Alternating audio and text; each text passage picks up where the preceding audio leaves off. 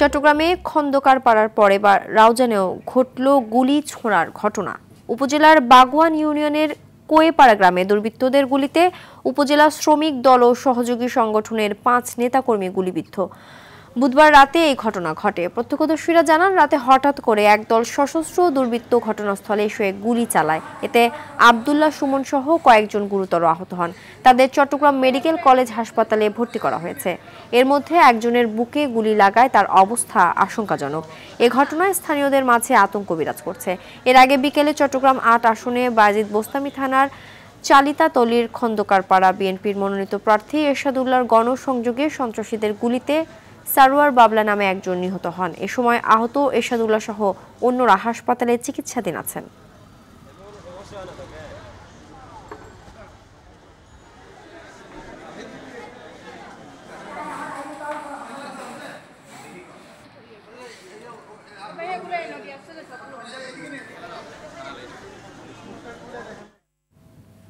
এই বিষয়ে আরো জানাতে চট্টগ্রাম থেকে সরাসরি যোগ দিচ্ছেন সহকর্মী সাইফুল মাহমুদ। সাইফুল, এমপি প্রার্থী এরশাদুল্লাহ সহ গুলিবিদ্ধদের সর্বশেষ অবস্থা কেমন জানাবেন? এলাকার সার্বিক পরিস্থিতি সম্পর্কে আমাদেরকে জানাবেন।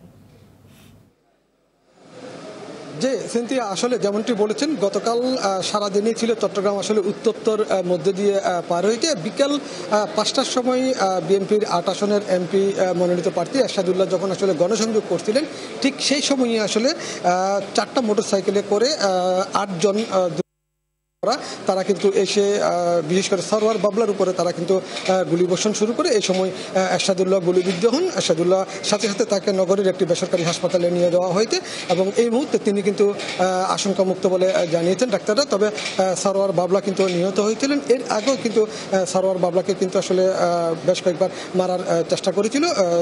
সেখান থেকে তিনি আসলে কোনো না কোনোভাবে বেঁচে গিয়েছিলেন, কিন্তু গতকাল তিনি কিন্তু আসলে গুলিবিদ্ধ হয়েছেন এবং তাকে সরাসরি 2 জনে বুকে পিস্তল ঠেকিয়ে তাকে গুলি করে এবং তিনি কিন্তু ঘটনাস্থলেই মারা যান। এরপরে আসলে রাত 9টার দিকে রাউজানের 11 নং এগোয়ান পাড়া এলাকায় আসলে 7ই সংহতি বিপ্লব ও সংহতি দিবস উপলক্ষে একটা প্রস্তুতি প্রোগ্রাম ছিল। সেই প্রোগ্রাম শেষ করে যখন ফিরছিলেন বাসায়, সেখানে কিন্তু অতর্কিতভাবে কিছু দুর্বৃত্তরা কিন্তু গুলি চালিয়েছেন তাদের উপরে এবং সেই গুলিতে সুমন, যিনি উপজেলা স্বেচ্ছাসেবক দলের সাধারণ সম্পাদক, তিনি কিন্তু আসলে এখনও শঙ্কামুক্ত নয় বলে ডাক্তাররা জানিয়েছেন এবং একই সাথে সেখানে 5 জন গুলিবিদ্ধ হয়েছেন। 4 জন এই মুহূর্তে কিন্তু হাসপাতালে ভর্তি আছেন এবং একজন কিন্তু প্রাথমিক ট্রিটমেন্ট নিয়ে তিনি বাড়ি চলে গেছেন। আমরা একটু কথা বলবো একজন গুলিবিদ্ধের সাথে, তিনি কিভাবে গুলিবিদ্ধ হয়েছেন আমরা একটু ওনার কাছে জানতে চাইবো। আসলে আপনি কালকে কিভাবে গুলিবিদ্ধ হয়েছেন আমাদেরকে যদি একটু বলেন। আমি একটু বিয়ে বাড়িতে গেছিলাম, আমার বাগিনা এরা সন্ত্রাসীরা ধরে নিয়ে গেছে। গ্যাস গ্রুপের সন্ত্রাস টোটাল জনি মনির আরো অনেক ছিল এখানে, এরা 10-12 জন। তো বাইরে যখন ধরে নিয়ে গেছে, আমরা গেছি বাইরে নিয়ে আসার জন্য, মানে চলে যাই। হঠাৎ করে আমাদেরকে গুলি করছে, এরা ধরুম গুলি করে দিচ্ছে 4-5টা। এরা কয়জন ছিল কিংবা তাদেরকে চিনেন কিনা? এরা আমরা সবাই চিনি, সবাই আমাদের পাড়ার।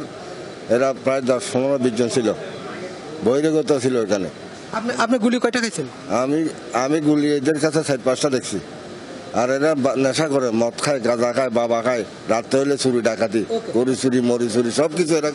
শুনছিলেন একজন গুলিবিদ্ধের বক্তব্য, তিনি যেটা জানালো আসলে ওদেরকে 4-5 জন লোক এসে কিন্তু আসলে হামলা করে। এরপর তাদেরকে প্রথমে রাউজান স্বাস্থ্য কমপ্লেক্সে নিয়ে যাওয়া হয়। সেখান থেকে উন্নত চিকিৎসার জন্য তাদেরকে কিন্তু চট্টগ্রাম মেডিকেল কলেজ হাসপাতালে পাঠানো হয়েছে। তবে সুমন নামে যিনি স্বেচ্ছাসেবক দলের সাধারণ সম্পাদক গুলিবিদ্ধ হয়েছেন, তার অবস্থা কিন্তু 50-50 বলে জানিয়েছেন ডাক্তাররা, যেহেতু 72 ঘন্টা পার না হলে কোনো কিছু বলা যাবে না। তবে এই মুহূর্তে কিন্তু তাদেরকে যে ক্যাজুয়ালিটি 2 ইউনিটে রাখা হয়েছে, সেখানে কিন্তু পুলিশ পাড়ায় রাখা হয়েছে এবং এলাকার কথা যদি বলা হয়, আসলে রাউজান সবসময় কিন্তু আসলে থমথমে পরিস্থিতি বিরাজ করে। সেইভাবেই কিন্তু এখনও কিন্তু থমথমে পরিস্থিতি বিরাজ করছে এবং পুলিশের পক্ষ থেকে জানানো হয়েছে তারা কিন্তু সর্বাত্মক চেষ্টা করছে কে বা কারা এই ঘটনা ঘটিয়েছে তাদেরকে গ্রেপ্তারের জন্য। অন্যদিকে আসলে যেই এলাকাটিতে এরশাদুল্লাহ গুলিবিদ্ধ হয়েছেন, সেই এলাকাটিতেও কিন্তু পুলিশ পরিদর্শন করেছেন, সিসিটিভি ক্যামেরার ফুটেজ সংগ্রহ করার চেষ্টা করছেন। কে বা কারা আসলে এই এরশাদুল্লাহকে আসলে গুলিবিদ্ধ করেছে সেই বিষয়টি তারা বের করার চেষ্টা করছেন। আপাতত এই ছিল আমার কাছে গুলিবিদ্ধ নিয়ে সর্বশেষ সংবাদ। ধন্যবাদ।